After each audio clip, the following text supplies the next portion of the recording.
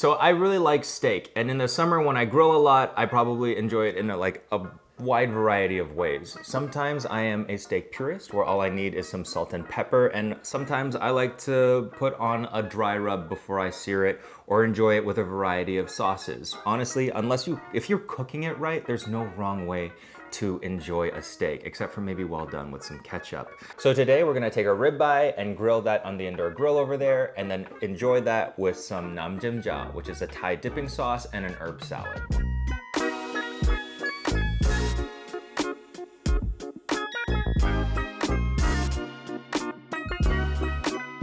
Nam Jim Jaew is pretty much everything you love about Thai flavors. It's pungent, it's fresh, herbaceous, a little bit sweet.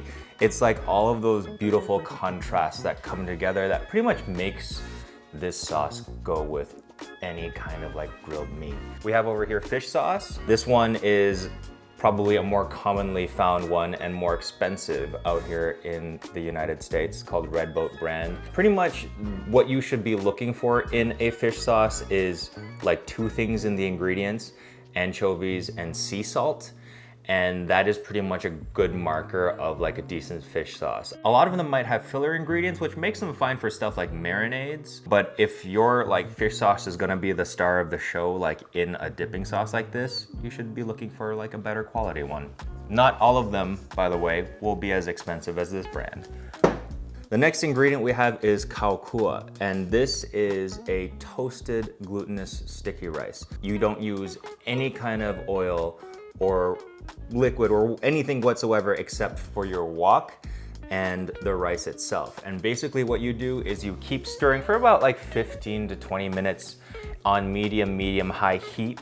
And what you start off with is glutinous rice that looks like this, and then you end up with rice that almost looks like wheat berries. This is kind of like what my legs look like in the winter and what my legs look like in the summer. You should be pounding them into a coarse powder, because what you're getting is not only like this amazing toasted flavor, this like beautiful toasted aroma, but you're also getting like this fantastic like textural variety.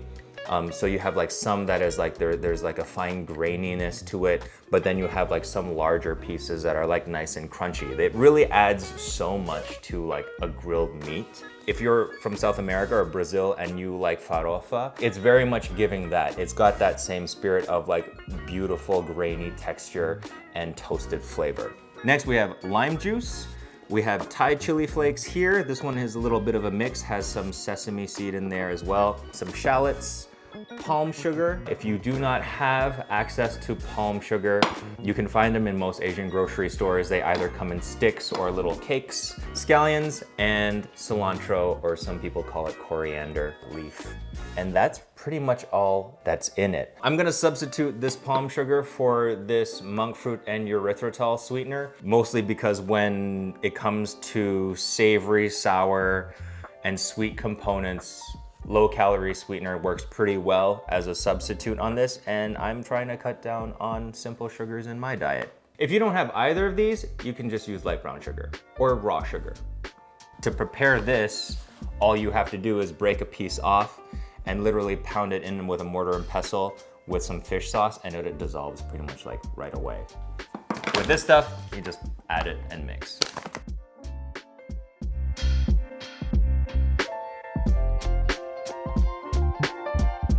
From start to finish. We're gonna do 2 shallots for this amount, and we're just gonna do a fine mince of them. Next, we're gonna chop the green onions, and then the coriander you can just pick. We're just going to take a 1/4 cup of fish sauce, or the fish sauce and palm sugar mixture. You could use that as well. 2 tablespoons of sugar. If you're using monk fruit sweetener or erythritol, you need to use almost twice as much because they're just not as sweet. 1/4 cup of lime juice, 2 tablespoons of chili flakes, 1 tablespoon of your toasted rice powder, your shallots, 2 scallions, and coriander. And all you have to do after that is let it mix and let it sit as you prepare your meat.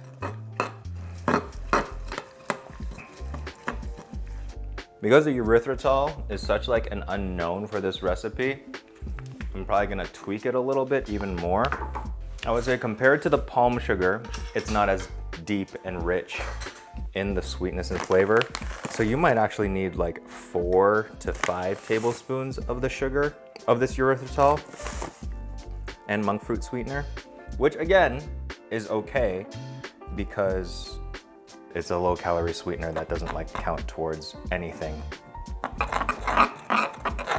And like, if I'm going to be quite honest, nothing's gonna come close to this, but you know, this makes things accessible to people with like diabetes or people who are just like watching their sugar intake in general. It's a reality of life that we have to come to terms with.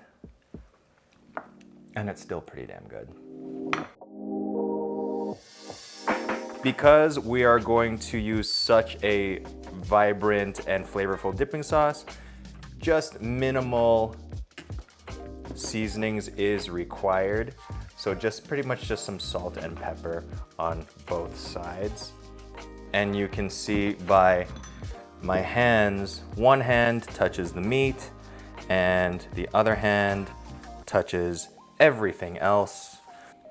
Electric grills have come a long way since your college dorm George Foreman days.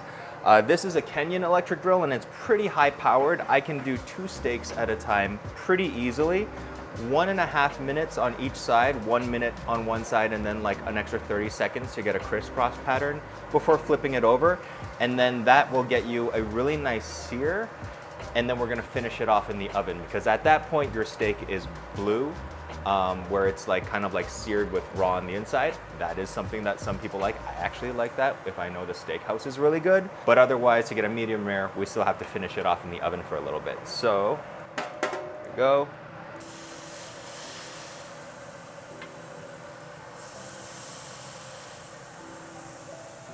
That. Then you just count to 60. Buying drugs on the black market used to be such a harrowing experience, but thank God I don't feel that way anymore, thanks to NordVPN. Just kidding, actually nobody's willing to sponsor me, so I'm here to sponsor myself.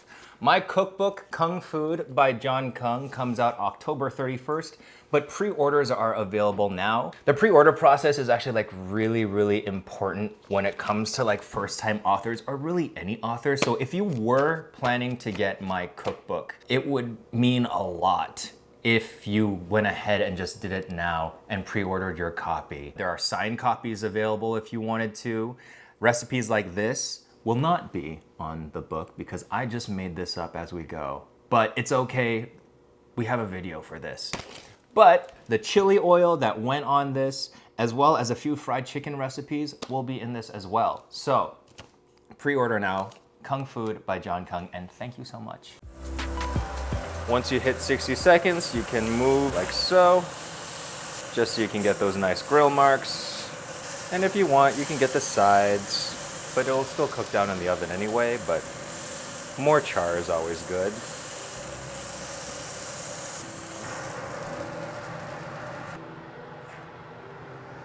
Again, you could eat it like this. Actually, with that sauce, a blue steak, if you trust your butcher, would be delightful. But we will do this for now. 4 to 5 minutes. Oh, okay, well, stop. Hey Siri, thank you. No. There we go.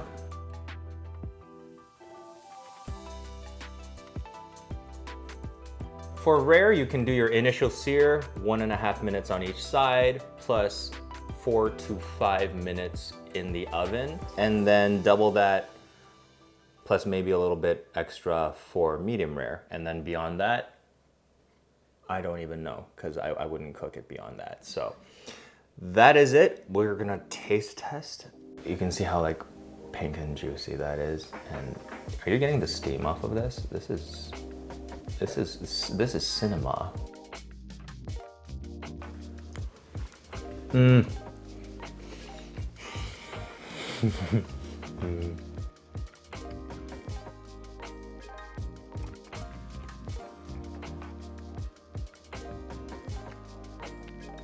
So tangy, funky, super fresh from the spices and the herbs is just so good. And you don't like lose any of that beefy flavor from the ribeye itself.